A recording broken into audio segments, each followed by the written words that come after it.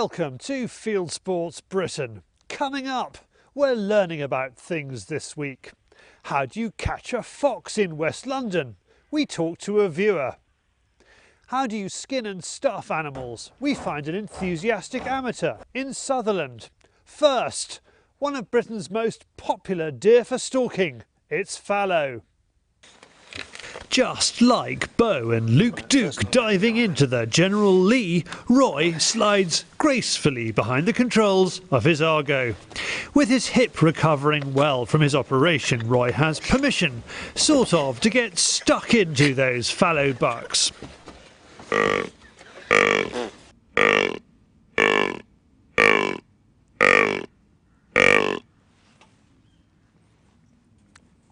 it in tune? Just about in tune. We've got, that was a slightly younger buck. If we want to go older buck, then we just move the band down a little bit to the next one and give it a bit of this. Now this should be a little bit deeper.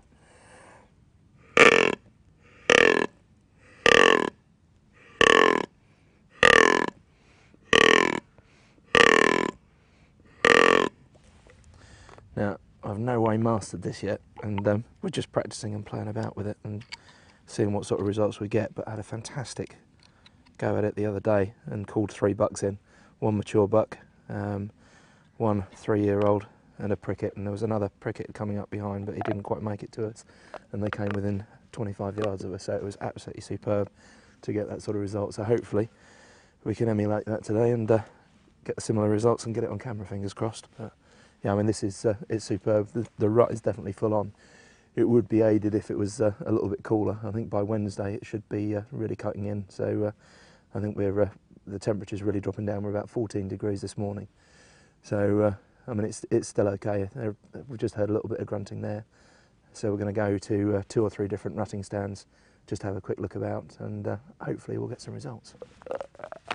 Fallow were spread across Central Europe like a kind of servine butter by the Romans. Until recently it was thought the Normans introduced them to Great Britain and to Ireland for hunting in the royal forests. However, recent finds at a Roman palace in Sussex show that fallow deer were introduced into southern England in the 1st century AD. Maybe these are those animals' direct descendants, in which case, as Erasmus would say, servus canes trahit, a buck attracts dogs. And here is the dog. This morning he is assisted by his girlfriend Becky, who's armed with antlers and a sense of humour as Roy negotiates ruts in the terrain and tries not to make too much noise with his crutches, catching on the bracken. So, having announced our presence to any wildlife in a 3-mile radius, surely the wind will be in our favour. Wind's definitely not good. I mean, with the breeze really is nothing to speak of. But what there is going right to the rutting stand. Unfortunately, this is the only way that we could approach it. All I'm hoping for is that we're going to use the dog walkers to our advantage this morning, in that the deer are used to people going through the footpath along this way, so hopefully won't be too distressed when they pick our scent up going through. But we'll see if we get away with it on this one. For a change, it's not cave canem, as dog walkers might be a help instead of a hindrance. As we head to the rutting stand, Roy is in 2 minds about which way to approach it. However, a white doe gives us the answer. That doe made the decision for us, although we're not hearing any grunting. That could have been where we had to come quite close with the Argo, so they might just be a little bit cautious. But that doe obviously made us behind, and she's gone running into the rutting stand, so she's a little bit hyped up. I was going to creep up a little bit closer and try and call a little bit closer to the stand, because this is quite a distance to call a buck out. But with her going in there, it's curtailed that action plan, so we're going to set up here, have a bit of a call here, have a little bit of a rattle and see what results we get from here. Roy starts blowing and rattling, but to no avail. We move to another favoured spot. We stop short and Roy powers through the undergrowth. We take it steady through the wood and finally hear that wonderful fallow roar. Knowing there will be does about, we have to be cautious, otherwise the alarm will be sounded. Roy has a blast. It sounds like he's responding, but we're probably too far away for him to bother about us. We edge closer. Finally, we get close enough to get under his skin, and with his manhood threatened, this nice-looking buck comes out from his boudoir to have a look-see. He is an old acquaintance of Roy's who is happy to leave him be. Not quite as good a response as I was hoping for, but unfortunately, that boy there, I've called him a couple of times. I called him when he was a 3-year-old. I actually got him on film coming in then, and I've called him one other time. So as he was coming up there, that one knew what the game was, but he still had to come in and have a look. I know, he's still looking at us. Yeah, but what we did then, we actually started calling previously just outside of his territory, and he wasn't that bothered. But this time we actually got onto the side of his territory, onto the side of his leg, and just started grunting a little bit and insulted the poor old boy, so he decided to come in and have a look and investigate. Sometimes you get them coming steaming up to you. Very similar to roebucks when you're calling roebucks, but yeah, he was a little bit more cautious, but you don't get to be that big by being silly. It's been a worthwhile outing, and Roy knows that unless you have a vast area to patrol, fallow are tough to manage and produce quality trophy animals. It's something that we need to bear in mind when we've got a decent rutting stand and we've got some good bucks coming in, just to ease off them a little bit and let them come on and see what can progress, because so many people shoot fallow bucks far too early and don't let them progress and see how they turn out. It's only when they really become mature animals that you're able to see the quality and see what you're doing. I mean, I know he's nothing spectacular compared to some of the park animals and to some of the other fallow that you'll see about, but for a wild fallow in this area, he really is something special. Now, if you like fallow deer, next week we're in fallow heaven, learning all about bow hunting with Danish professional hunter Max Hunt. For several generations, the fallow deer's meat here. Nobody knows why it is exactly at this spot. The problem is, as we are about to hunt for the bow, we have to get even closer now. He takes us to a famous estate in southwest Hungary to witness some of the most spectacular animal behaviour in the world. From going after large animals to news about large animals, it's David on the Fieldsports Channel News Stump.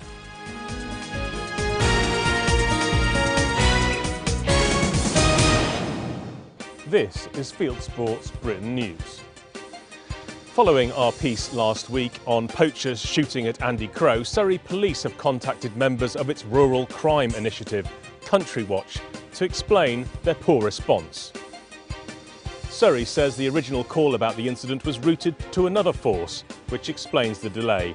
It also says that it was acting on information that only one shot had been fired at Andy and his son rather than lots. So there you are, one shot, hardly worth getting out of bed for. W.H. Smith's ban on under 14-year-olds purchasing shooting magazines has drawn fire from readers. One of them, James Reynolds, has started a campaign on the petition website change.org. Go to change.org, put W.H. Smith's into the search box where you'll find 2 campaigns. James's campaign has more than 6,000 signatures. As we recorded New Stump, the campaign by Aunties has just topped 60. There's a new swap shop for shooting, but without Noel Edmonds. Whether you go grouse or pheasant or pigeon shooting, there's a new website for swapping shooting and stalking in the UK. It's been created by 26-year-old keen shooter Sam Clatworthy. Visit adaytotrade.com. Not faring so well is British airgun company Suburban, which has gone into administration. It does not necessarily mean the end of the Cambridgeshire-based firm. 3 years ago, Webley went into administration but was bought out and continues to trade today. And finally, more and more Americans are going hunting, shooting and fishing, according to the US Fish and Wildlife Service. After a 20-year decline, the survey found 11% more Americans fished in 2011 compared to 2006, and hunting was up 9% over the same period. In South Dakota, the number of people hunting increased by 58%, and the numbers of people who went fishing doubled. You are now up to date with Fieldsports Britain News. Stalking the stories, fishing for facts.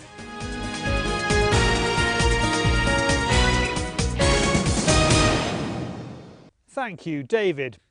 Now, one of our viewers watched all the muck and muggage about foxes this year on the television and thought to himself, well, I've had the answer for a long time. We went along to find out more. Dealing with foxes in the countryside can be tricky enough, but imagine what it's like when you live in suburbia, where the neighbours don't take kindly to things that go bang in the night. That's the problem facing Keith, a viewer who lives in Middlesex. He keeps chickens and wildfowl in a wildlife oasis surrounded by suburban towns full of, well, townies. But he's come up with an ingenious solution. Well, we're looking around for a quiet method and one which was acceptable in an area such as the one we're living in. And so I set about designing a fox trap myself. Made mistakes with Mark 1, it was too small. My experience now is that you need to have a fox trap at least 6 foot long, so that they don't feel frightened of it when they approach it, and it must be strong. Foxes are strong animals, and light gauge, well mesh, they will bend. The great secret of the trap is to have a tunnel with a door either end, and the advantage of that is that you can lift up both doors, you can bait the tunnel, get the foxes used to coming into it, ceasing to be frightened of it, and then you set it, and Bob's your uncle. It really works. Last year, Keith trapped 26 foxes in this one spot. The year before, it was 28. Already this year, he's had 15. And he's got the film to prove it. This was filmed by the trail camera he set up to watch over the trap. He starts by propping the trap open at both ends and placing a bait nearby. Then, as the fox becomes more confident, he brings the bait inside. Once the fox is walking boldly in for its meal, he closes one end, sets the trap and... bang! He's caught. This one is looking for the way out, but he's not going to leave his dinner behind. So what's the best bait for a suburban fox? Quite definitely the favourite bait is, in spite of the noise of these chickens here, is not chickens, it is in fact rabbit, quite definitely. And in fact we've changed baits from a chicken to a rabbit and caught a fox the next night. Number 2 is probably a partridge. A pheasant is the next on the list, and last, strangely enough, is a full-size cockerel. Maybe because a fox looks on it as something slightly too big, slightly too frightening, I don't know. But certainly rabbit number 1. That's how to keep your poultry safe from suburban foxes. All you need is a bit of ingenuity, some weld mesh and a ready supply of rabbits and partridges. From foxes to the map that matters. It's calendar. Now for those seasonal reminders and dates for the diary. With the first quarter last Monday, moon is waxing gibbous, heading for a full on the 29th of October. It's also the end of British summertime this weekend, so school children will be able to go out wildfowling and lamping before bedtime, but after homework. The weekend saw the changeover in Northern Ireland between the two big deer seasons. Red and Sika stags and fallow bucks ends on the 20th of October every year in the province, while red and Sika hind and fallow does begins on the 21st of October. Next week sees the start of the red and Sika hind and roe and fallow does in England, Scotland and Wales. As for countryside events, Independent Shooting Supplies in Mount Nessing is holding an open evening starting at 5 p.m. on Thursday the 25th of October. There are bargains galore with Caesar Guarini turning up to show off their full range of guns. Plus there's a charity raffle.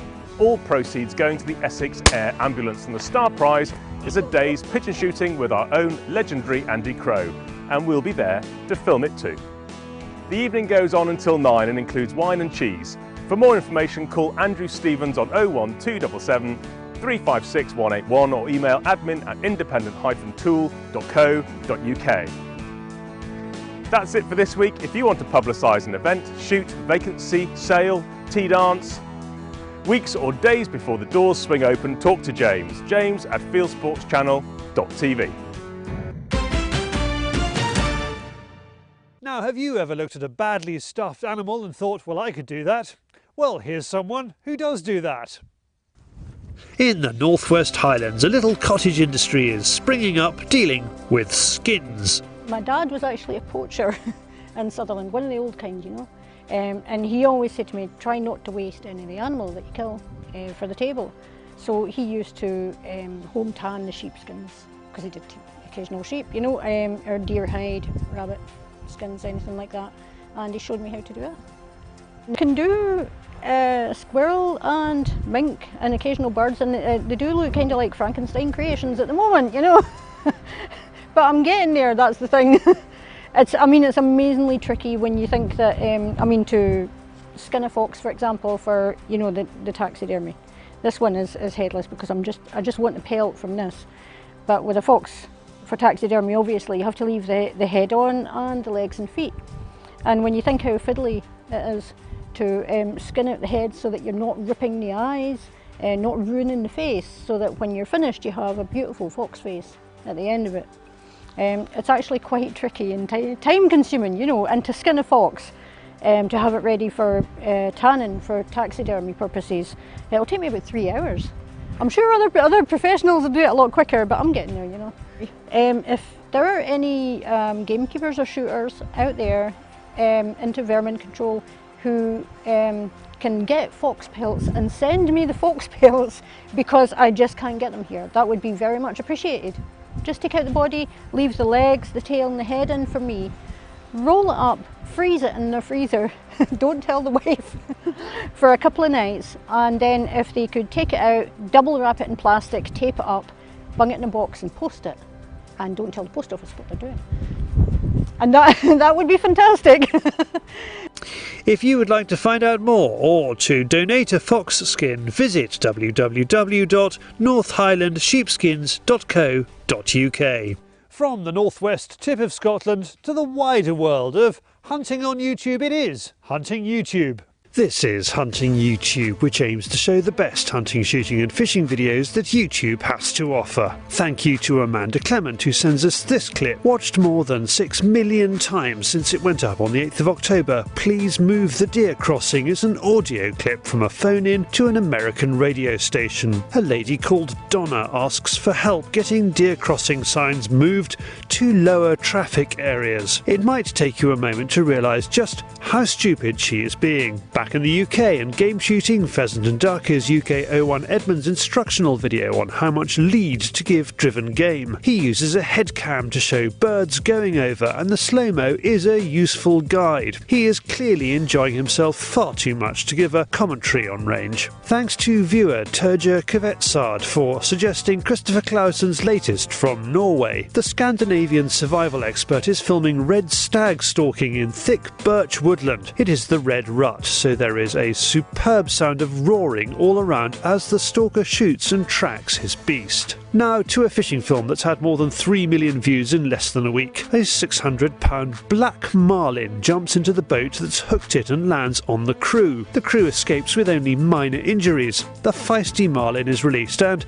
as the title points out, very scary. On the more sedate banks of the River Mole in England, James Marchington is catching pike with his brother. Less scary, and the anglers escape without injury. Now we're off to America for the last 3. Leatherwood Outdoors, who sounds more and more like Clint Eastwood, shows how to shoot deer from a high seat the way our ancestors did. It is the opening day of the early muzzle loader season in Pennsylvania, and the rifle he uses is a 50 caliber CVA flintlock muzzle loader using ITX bullets and sabots. Thanks to viewer Neil Hawkins for a couple of good suggestions. Spinning steel Rabbet target is a clever reactive steel target made for small caliber rifles. The target spins when you hit the bullseye, or bunny's heart in this case. In the words of one art critic, it might be art, but it is poor welding. Finally, a 2-day hunt for ground squirrels. Nikki 51888 gets more than 200 of them. The dead land in the film used to be rows of trees, and the piles of limbs and branches are what are left of them. The green is the neighbouring maize crop, which the animals are now threatening. Rifle is a Ruger 7717 with a Tasco 6-24x44 scope and Hornady 178mm ballistic tip ammo. That's a lot of squirrels shot. You can click on any of these films to watch them. If you have a YouTube film you would like us to pop into the weekly top 8,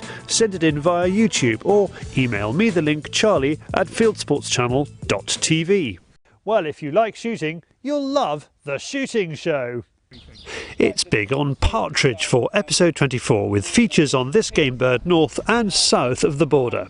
First, it's off to the Angus Glens, where the show follows the Rottall Estate's guns and beaters on a day's driven French partridge shoot. In North Yorkshire, Pete Carr interviews Alan Foster of Farndale, who's got a new method of producing partridges on a hand-fed pheasant shoot. See his feeder in action. News includes antis harassing farmers and some joined-up blogging from Basque and the RSPB. If you're watching this on YouTube, click on the link on the screen. We are back next week, and if you're watching this on YouTube, please don't hesitate to hit the subscribe button, which is now pretty well permanently placed up there in the top bar. Or go to our show page, www.youtube.com/show/Fieldsports Britain, where you can subscribe to just this show. If you want to subscribe to our other material, then it's that button up there. Or go to our website, fieldsportschannel.tv, where you can click to like us on Facebook or follow us on Twitter, or scroll down to the bottom where you can put your email address into our constant contact box and we'll constantly contact you. This has been Fieldsports Britain.